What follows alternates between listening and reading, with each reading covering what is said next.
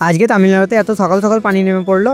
হ্যাঁ, তো আজকে সকাল সকাল রান্নাটা কমপ্লিট করে আমাদের রুমের সামনে বিল্ডিংটাতে বসে আমি ভিডিও এডিট করছিলাম। মানে আমার ভয়েসটা দেওয়াই ছিল, শুধু ভিডিওগুলো মিলুচ্ছিলাম। আর আজকে সকাল থেকে মেঘটা অনেক ঘোর করেছিল। তারপর আমি ভিডিওটা এডিট করতে করতে দেখি ঝিমঝিম করে পানি চলে আসে, আর তার মধ্যেই এত জোর পানি নেমে পড়ে।